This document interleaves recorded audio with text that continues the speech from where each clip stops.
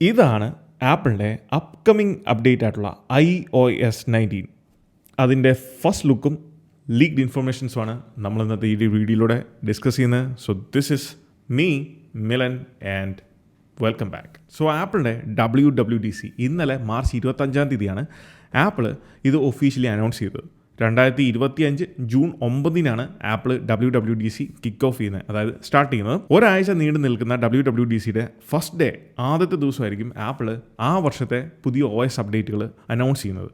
അതിലാണ് നമ്മൾ ഈ കഴിഞ്ഞ വർഷങ്ങളിലെല്ലാം തന്നെ കണ്ടിട്ടുണ്ട് പുതിയ iOS, iPadOS, macOS, visionOS, watchOS ഇങ്ങനെയുള്ള എല്ലാ OS അപ്ഡേറ്റുകളും റിലീസുകളും അനൗൺസ് ചെയ്യുന്നത് ഈ ഒരു ഇവൻറ്റിൻ്റെ ഫസ്റ്റ് ഡേ ആണ്. ചുരുക്കി പറഞ്ഞാൽ ഇനി വെറും 2 മാസമേ ഉള്ളൂ iOS 19 എന്താണ് യഥാർത്ഥത്തിൽ എന്ന് കാണാൻ. കാരണം ജൂണിൽ ആപ്പിൾ ഒഫീഷ്യലി ഇത് അനൗൺസ് ചെയ്യും. ജൂലൈ, ഓഗസ്റ്റ് ഈ 2 മാസങ്ങളിൽ ബീറ്റ ടെസ്റ്റിംഗിലായിരിക്കും. അതിനുശേഷമുള്ള സെപ്റ്റംബർ മാസം നമുക്കറിയാം, സെപ്റ്റംബറിലാണ് iPhone 17 സീരീസ് റിലീസ് ചെയ്യുന്നത്. ആ ഒരു ടൈമിലായിരിക്കും പുതിയ OS അപ്ഡേറ്റ് പബ്ലിക്കലി നമുക്കെല്ലാം സോഫ്റ്റ്വെയർ അപ്ഡേറ്റ് ആയിട്ട് ലഭിക്കുന്നത്. ഇന്നലെ ആപ്പിൾ അനൗൺസ് ചെയ്ത WWDCയുടെ ആ ഒരു ഇവൻറ്റ് ഇൻവിറ്റേഷൻ, പൊതുവേ ആപ്പിളിൻ്റെ ഒരു ബിഹേവിയർ അറിയാം. ആപ്പിൾ ഇതുപോലുള്ള ഇവൻറ്റ് ഇൻവിറ്റേഷൻസിലായിരിക്കും എന്തെങ്കിലും ഒരു ഈസ്റ്റർ എഗ് ആ ഒരു ഇവൻറ്റുമായിട്ട് അനുബന്ധിച്ച് ആപ്പിൾ കൊടുക്കുന്നത്. ഇന്നലത്തെ WWDC ഇവൻറ്റ് ഇൻവിറ്റേഷനിലും ആപ്പിൾ അതുപോലത്തെ ഒരു ഈസ്റ്റർ എഗ് കൊടുത്തിട്ടുണ്ട്. അതിൽ ഈ ഒരു ഇമേജിൽ നിങ്ങൾ കാണുന്ന പോലെ WWDC എന്നുള്ളതിൻ്റെ ആ ഒരു ടെക്സ്റ്റും അതിൻ്റെ ഫോർമാറ്റും കാര്യങ്ങളൊക്കെ നോർമലി നമ്മൾ കാണുന്ന പോലത്തെ ഫോർമാറ്റ് ഡിസൈനാണ്. എന്നാൽ ഈ വർഷത്തെ സൂചിപ്പിക്കുന്ന 2025 സൂചിപ്പിക്കുന്ന 25 എന്നുള്ള ആ ഒരു ടെക്സ്റ്റും അതിൻ്റെ ഡിസൈനും നിങ്ങൾക്ക് ശ്രദ്ധിച്ച് നോക്കിയാൽ മനസ്സിലാവും. ഒരു ഗ്ലാസി ഡിസൈൻ, ഒരു ഗ്ലാസി ഫീലൊക്കെ എവിടെയോ വരുന്നുണ്ട്.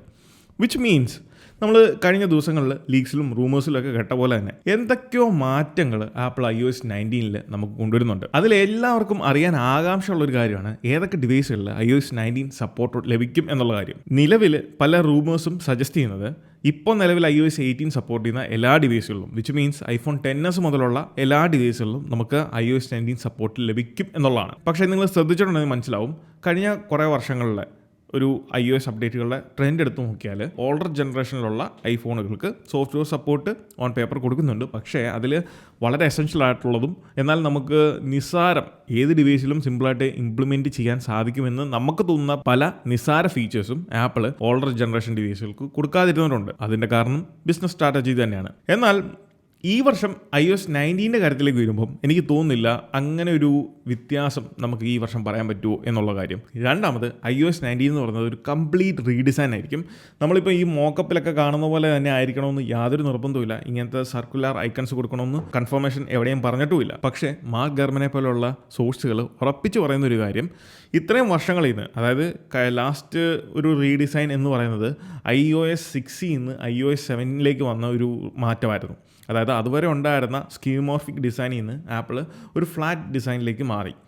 അതിനുശേഷം iOS 7 മുതൽ ഇപ്പം iOS 18 നമ്മൾ നോക്കുന്നത്. ഈ കഴിഞ്ഞ 11 വർഷ കാലഘട്ടത്തിൽ ആപ്പിൾ കുറേയധികം മാറ്റങ്ങളും ഇമ്പ്രൂവ്മെൻറ്റ്സും ആ ഒരു സെയിം ഫ്ലാറ്റ് ഡിസൈനിന് വരുത്തിയാണ് നമ്മളിപ്പം iOS 18 കാണുന്നത്.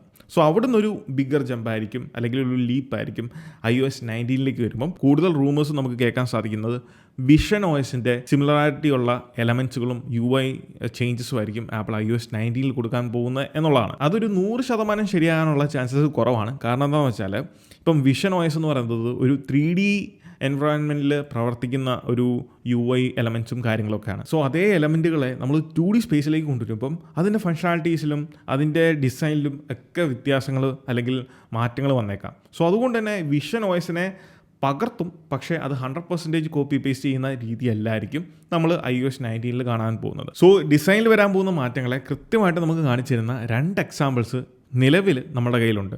അതിലൊന്നാണ് നമ്മളുടെ സ്പോർട്സ് ആപ്പ്. ഇന്ത്യയിൽ ആപ്പിളിൻ്റെ സ്പോർട്സ് ആപ്പ് നമുക്ക് അവൈലബിൾ അല്ല. അതിൻ്റെ സെറ്റിങ്സ് ഏറ്റവും ടോപ്പിലുള്ള UI എന്ന് പറയുന്നത് ഇത് visionOSൻ്റെ ആ ഒരു ഗ്ലാസി ഡിസൈനുമായിട്ട് വളരെ സിമിലർ ആയിട്ടുള്ള UI ആണ് കൊടുത്തിരിക്കുന്നത്. അതുപോലെ രണ്ടാമത് നമുക്ക് എല്ലാവർക്കും ആക്സസ് ചെയ്യാൻ പറ്റുന്ന ഇപ്പോഴത്തെ ആപ്പിളിൻ്റെ ഒരു പുതിയ ആപ്ലിക്കേഷനാണ് ഇൻവൈറ്റ് ആപ്പ്. ഇൻവൈറ്റ് ആപ്പിനെ പറ്റി ഓൾറെഡി നമ്മുടെ ചാനലിൽ ഒരു വീഡിയോ ഞാൻ ചെയ്തിട്ടുണ്ട്. ആ ആപ്ലിക്കേഷൻ്റെ ഇൻ്റർഫേസും നിങ്ങൾ നോക്കിയാൽ മനസ്സിലാവും, ഒരു ഗ്ലാസി ഫിനിഷാണ്. അതായത് ബാക്ക്ഗ്രൗണ്ട് നമുക്ക് കൃത്യമായിട്ട് ഒരു ബ്ലർ രീതിയിൽ കാണാൻ സാധിക്കുന്ന ഒരു ഗ്ലാസി ഫിനിഷാണ് ആ ഒരു ആപ്ലിക്കേഷൻ്റെ മൊത്തത്തിലുള്ള ഒരു അപ്പിയറൻസ് എന്ന് പറയുന്നത്. സോ ഈ 2 എക്സാമ്പിൾസ് വെച്ച് വായിച്ച് നോക്കുവാണെങ്കിൽ ഇപ്പോൾ ഉള്ള ഈ ഒരു WWDCയുടെ ആ ഒരു ഇൻവിറ്റേഷൻ കൂടെ കണക്ട് ചെയ്ത് നിങ്ങൾ വായിക്കുവാണെങ്കിൽ തീർച്ചയായിട്ടും 100% ആപ്പിൾ iOS 19 എലമെൻറ്റുകളും യൂസർ ഇൻ്റർഫേസിൻ്റെ കാര്യത്തിലും വലിയ മാറ്റം കൊണ്ടുവരുന്നുണ്ട് എന്നുള്ള കാര്യം 100% ഷുവറാണ്. ഈ ഒരു കാര്യത്തെ ഊട്ടിയുറപ്പിക്കുന്ന മറ്റൊരു ലീക്കും കഴിഞ്ഞ ദിവസം ജോൺ പ്രോസർ തന്നെ കൊണ്ടുവന്നിട്ടുണ്ടായിരുന്നു. അതായിരുന്നു പുതിയ iOS 19 വരാൻ പോകുന്ന ക്യാമറ യൂസർ ഇൻ്റർഫേസ്. കംപ്ലീറ്റ് റീഡിസൈനാണ് ആപ്പിൾ ക്യാമറ ആപ്ലിക്കേഷനിൽ കൊടുത്തിരിക്കുന്നത്. ഇതാണ് അതിൻ്റെ ഒരു സ്ക്രീൻഷോട്ട് എന്ന് പറയുന്നത്. വളരെ മിനിമൽ ആയിട്ടുള്ള ഓപ്ഷൻസ് വെളിയിൽ കൊടുത്തുകൊണ്ട് ഡിസ്ട്രാക്ഷൻസിനെ കംപ്ലീറ്റ്ലി എലിമിനേറ്റ് ചെയ്തുകൊണ്ടാണ് ഈ ഒരു ക്യാമറ ആപ്ലിക്കേഷൻ്റെ ഡിസൈൻ നമുക്ക് കാണാൻ സാധിക്കുന്നത്. സോ ഈ കാരണം കൊണ്ട് തന്നെയാണ് ഞാൻ പറഞ്ഞത് നിലവിൽ iOS 18 സപ്പോർട്ട് ചെയ്യുന്ന എല്ലാ ഡിവൈസുകളിലും ആപ്പിൾ iOS 19 സപ്പോർട്ട് ലഭിക്കും എന്നുള്ള കാര്യം. കാരണം ആപ്പിൾ iOS 19 കൊണ്ടുവരാൻ പോകുന്ന വലിയ മാറ്റങ്ങൾ എന്ന് പറയുന്നത് ഇപ്പോൾ എന്തൊക്കെയാണോ പ്രശ്നങ്ങളായിട്ട് കിടക്കുന്നത് ആ പ്രശ്നങ്ങളെ പരിഹരിക്കുക, അതോടൊപ്പം തന്നെ UI എലമെൻറ്റുകളിലും ചേഞ്ചസ് കൊണ്ടുവരിക. ഈ രണ്ട് മാറ്റങ്ങളും നമുക്ക് എല്ലാ ഡിവൈസിലും അക്സെപ്റ്റ് ചെയ്യാൻ പറ്റുന്ന, അതായത് ഇപ്പം iOS 18 റൺ ചെയ്യുന്ന ഏറ്റവും ലോവർ എൻഡ് മോഡലായാലും 10s പോലും ഹാൻഡിൽ ചെയ്യാൻ പറ്റുന്ന മാറ്റങ്ങളാണ്. അല്ലാതെ അതിലേക്ക് അഡീഷണൽ ആയിട്ട് അൺവാണ്ടഡ് ആയിട്ടുള്ള ഫീച്ചേഴ്സ് എക്സ്ട്രാ തള്ളി കയറ്റി അത് സ്റ്റേബിൾ അല്ലാതെ ആക്കുന്നതിന് പകരം ആപ്പിൾ സ്റ്റെബിലിറ്റിയിലും കൺസിസ്റ്റൻസിയിലും യൂണിഫിക്കേഷൻ, OS തമ്മിലുള്ള യൂണിഫിക്കേഷനിലുമായിരിക്കും ആപ്പിൾ ഈ പ്രാവശ്യം ഏറ്റവും കൂടുതൽ ഫോക്കസ് ചെയ്യാൻ പോകുന്നത്. സിമ്പിളായിട്ട് ഞാൻ പറഞ്ഞുതരാം. ഇവിടെ നമ്മൾ അധികം ആൾക്കാർ ശ്രദ്ധിക്കാതെ പോകുന്ന ആപ്പിളിൻ്റെ ഒരു ബിഗ്ഗർ പിക്ചറുണ്ട്. കാരണം എന്താണെന്ന് വെച്ചാൽ ഇപ്പോഴത്തെ ആപ്പിൾ എന്ന് പറയുന്ന ഒരു കമ്പനിയുടെ അവസ്ഥ അറിയാം. അതായത് ഹാർഡ്വെയർ പരമായിട്ടും, അതായത് ഡിവൈസുകളുടെ ഡിസൈനിലൊന്നും വലിയ മാറ്റങ്ങളൊന്നുമില്ല. എന്നാൽ അതിൻ്റെ ഇൻറ്റേർണൽസിൽ കാര്യമായിട്ടുള്ള ഇമ്പ്രൂവ്മെൻറ്റ്സ് ആപ്പിൾ ഓരോ വർഷം കഴിയുന്നതോറും കൊണ്ടുവരാറുണ്ട്. 2 OS iOS 18 എന്ന് പറയുന്നത് അതിൻ്റെ സ്റ്റെബിലിറ്റി. OS നല്ലൊരു OS ആണ്. കാരണം നമ്മൾ ഇതുവരെ ചിന്തിക്കാത്ത ഒരു കാര്യമാണ് ആപ്പിളിൽ നിന്ന് നമുക്ക് ഇതുപോലെ കസ്റ്റമൈസേഷൻ ഓപ്ഷൻസും ഫീച്ചേഴ്സും ഒക്കെ ആപ്പിൾ കൊണ്ടുവരുമോ എന്നൊക്കെ നമ്മൾ ചിന്തിക്കാത്തൊരു കാര്യമാണ്. ആപ്പിൾ ഒന്ന് കാര്യങ്ങളൊക്കെ ഒരു പടി മേളിലേക്ക് അല്ലെങ്കിൽ ഒന്ന് ചുവട് മാറ്റി വെക്കാനൊക്കെ തീരുമാനിച്ചിരുന്നപ്പോഴായിരുന്നു ആപ്പിളിന് ഓർക്കാപ്പുറത്ത് കിട്ടിയ ഒരു കൊട്ടായിട്ടുള്ള ആപ്പിൾ ഇൻ്റലിജൻസ് വന്നത്. ശാന്തമായിട്ട് ഒഴുകിക്കൊണ്ടിരുന്ന ഒരു നദിയിലേക്ക് ഒരു ഡാം അങ്ങ് തുറന്നു വിട്ട് അതിൻ്റെ വെള്ളം ഒഴുകി കയറി വന്നാൽ, അടിച്ചു കയറി വന്നാലുള്ളൊരു അവസ്ഥയാണ് ഇപ്പം ആപ്പിളിന് സംഭവിച്ചേക്കുന്നത്. കാരണം ആപ്പിൾ ഇൻ്റലിജൻസ് പരമായിട്ട് നോക്കിയാൽ അവിടെയും പരാജയമാണ്. ഡിവൈസുകളുടെ ഡിസൈൻ പരമായിട്ടും അതിനകത്ത് ഇംപ്ലിമെൻറ്റ് ചെയ്യേണ്ട ടെക്നോളജികളുടെ കാര്യത്തിൽ നോക്കുമ്പം കുറേ ഡിലേ ആണ്, കുറേ ലാഗുകളുണ്ട്.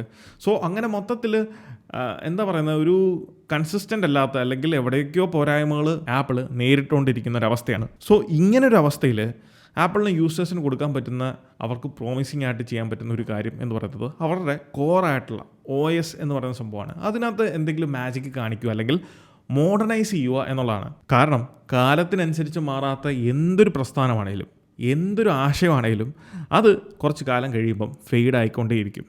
സോ അങ്ങനെ ഒരു ഫെയ്ഡ് ഉണ്ടാകാതെ ഇരിക്കാൻ വേണ്ടി തന്നെയാണ് ആപ്പിൾ ഒരു മാറ്റം അനിവാര്യമായിട്ട് ഇപ്പോൾ കൊണ്ടുവരുന്നത്. അപ്പോൾ ഇതൊക്കെയാണ് WWDC 25 വിശേഷങ്ങൾ. ഇനിയും ലീക്സും റൂമേഴ്സും ഒക്കെ വരും, അതിനെപ്പറ്റി നമ്മൾ വീഡിയോ ചെയ്യുന്നതായിരിക്കും. So this is me Milan. Catch you guys next video. Until then, peace.